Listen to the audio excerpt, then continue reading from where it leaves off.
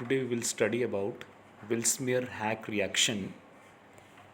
आज हम विल्समेयर हैक अभिक्रिया के बारे में पढ़ेंगे. When pyrrole is treated with phosphorus oxychloride and NN dimethyl formamide, C formylation occurs at alpha position, that is C2 or C5. This reaction is known as Willsmere hack formylation. Vilsmeier Haack formulation अभिक्रिया में हम pyrrole की अभिक्रिया phosphorus oxychloride या phosphoryl chloride कह दीजिए और NN dimethyl formamide के उपस्थिति में कराते हैं. इसमें कार्बन पर फॉर्मुलेशन होगा और यह फॉर्मुलेशन अल्फ़ा पोजीशन NH के रिस्पेक्ट में अल्फ़ा यानी कि C2 और C5 पोजीशन पर होता है. इस अभिक्रिया को विल्समेयर हैक फॉर्मुलेशन कहा जाता है. जैसे अपन रिएक्शन में देख रहे हैं, पायरॉल की रिएक्शन POCl3 और DMF डाईमिथाइल फॉर्मामाइड के उपस्थिति में कराने से CHO group formyl group 2 position पे अल्फ़ा पोजीशन पे आ गया है. किस तरह से ये रिएक्शन हो रही है इसका मैकेनिज़्म देखते हैं. इस मैकेनिज़्म में देखें, पहला जो रिएक्टेंट लिखा है वो NN डाईमिथाइल फॉर्मामाइड है. यहाँ पर CO बॉन्ड को हमने पोलराइज़ किया जिससे कि O पे नेगेटिव और कार्बन पर पॉजिटिव आएगा. लेकिन कार्बन पर पॉजिटिव चार्ज क्यों डेवलप नहीं हो रहा? क्योंकि नाइट्रोजन के लोन पेयर ऑफ इलेक्ट्रॉन्स को हमने कार्बन के बीच में शिफ्ट किया जिससे कि N डबल बॉन्ड CH हो जाएगा और N पर पॉजिटिव चार्ज आएगा और CO बॉन्ड को पोलराइज करने से O पे नेगेटिव. दूसरा रिएक्टेंट POCl3 में देखें, P डबल बॉन्ड O को पोलराइज किया तो फॉस्फोरस की जो पेंटावैलेंसी है वो 4 बॉन्ड ही रह जाएंगे और O single bond negative charge आ जाएगा. तो PCl3 single bond O negative ऐसा बन गया और फॉस्फोरस की इक्विवेलेंसी कम हो गई.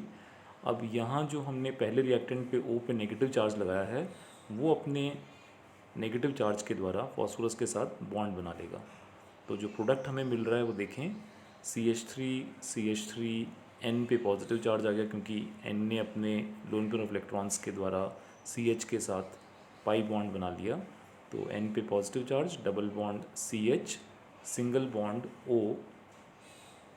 अब इस O से आप देखें फॉस्फोरस लिंक हो गया है और फॉस्फोरस पे ऑलरेडी 3 Cl हैं और एक सिंगल बॉन्ड O नेगेटिव है. अब जो प्रोडक्ट आया है इसमें इन एरोज़ को ध्यान से देखें.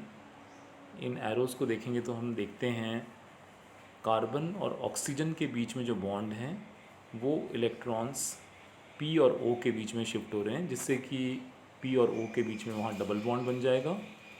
और दूसरी तरफ देख रहे हैं P सिंगल बॉन्ड Cl के इलेक्ट्रॉन्स Cl नेगेटिव के रूप में आ रहा है और वो CH पर अटैक कर रहा है. तो इस तरह से हमें जो प्रोडक्ट मिल रहा है वो CH3 N पे पॉजिटिव चार्ज है, double bond CH, single bond Cl, यानी कि Cl नेगेटिव ने कार्बन के साथ बॉन्ड बना लिया और उधर कार्बन का जो ऑक्सीजन के साथ ऊपर बॉन्ड था वो ब्रेक होके P double bond O, phosphorus के साथ P डबल बॉन्ड O बन गया.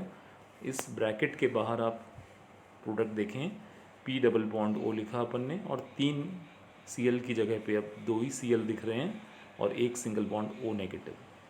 इस तरह से फॉस्फोरस की वापस से 5 बॉन्ड रिज्यूम हो गए हैं. और ये जो नाइट्रोजन में पॉजिटिव चार्ज वाली स्पीसीज़ बनी है इसका रेजोनेटिंग स्ट्रक्चर देखें तो नाइट्रोजन और कार्बन के बीच में जो पाई इलेक्ट्रॉन्स हैं वो N पर शिफ्ट होंगे तो N का पॉजिटिव चार्ज ख़त्म हो जाएगा और कार्बन पर पॉजिटिव चार्ज यानी कि इलेक्ट्रोफिलिक स्पीसीज़ बन गई है. N पे CH3 single bond CH positive, single bond Cl. इस तरह से ये इलेक्ट्रोफिलिक स्पीसीज़ बन गई. अब इस इलेक्ट्रोफिलिक स्पीसीज़ का पायरॉल पर अटैक होगा. पायरॉल पे जब हम रेजोनेटिंग स्ट्रक्चर्स देखते हैं तो पायरॉल के रेजोनेटिंग स्ट्रक्चर्स में इलेक्ट्रॉन डेंसिटी ऑर्थो पोजीशन पर बढ़ती है यानी कि 2 और 5 पोजीशन पर. और इस स्ट्रक्चर में हमने दिखाया है कि पाई इलेक्ट्रॉन्स 2 पोजीशन पर शिफ्ट होने से वहाँ नेगेटिव चार्ज बन रहा है और इलेक्ट्रॉन रिच साइट आ रही है। इस रिच साइट पर ये पॉजिटिवली चार्ज कार्बन वाली स्पीसीज, जिस पर N पर 2 मिथाइल हैं, CH positive single bond Cl, ये स्पीसीज 2 पोजीशन पर कार्बन के द्वारा अटैक कर लेगी। ये इलेक्ट्रोफिलिक पार्ट यहाँ के इलेक्ट्रॉन रिच पायरॉल के अल्फ़ा पोजीशन पर अटैक करके बॉन्ड बना लेता है।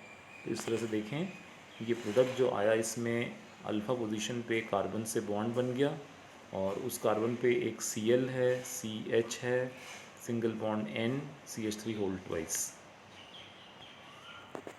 अब इन एरोज़ को ध्यान से देखें, ये CH सिंगल बॉन्ड Cl के इलेक्ट्रॉन Cl के साथ जाके Cl नेगेटिव के रूप में निकल जाएंगे और पायरॉल के स्ट्रक्चर में जो सिंगल बॉन्ड H दिख रहा है वो कार्बन हाइड्रोजन के इलेक्ट्रॉन वापस से पाई बॉन्ड को रेस्टोर करके एरोमेटिसिटी बना देंगे। तो इस तरह से Cl के एलिमिनेट होने पर और H+ भी एलिमिनेट हो रहा है और ये H+ के एलिमिनेट होने से यहाँ पे पाई बॉन्ड बन गया और हमें जो प्रोडक्ट मिला है उसमें पायरॉल के अल्फ़ा पोजीशन पर CH double bond N positive CH3 whole twice, है ना। ये डाई मिथाइल इमीन इस तरह की स्पीसीज़ हमें पायरॉल पे मिल गई है। और जैसा कि हम पहले भी देख चुके, जब हम इमीन का हाइड्रोलाइसिस करते हैं तो O पार्ट CH के साथ रह के CHO बना देता है और जो H पार्ट्स हैं वो N के साथ आएंगे।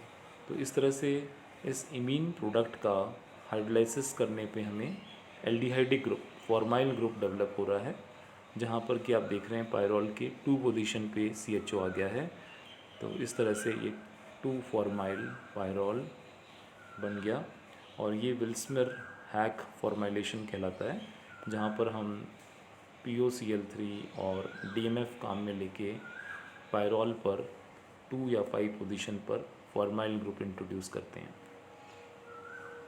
इसके बाद भी हम कुछ हेटेरोसाइक्लिक रिएक्शंस और उनके मैकेनिज़्म आने वाले लेक्चर्स में देखेंगे।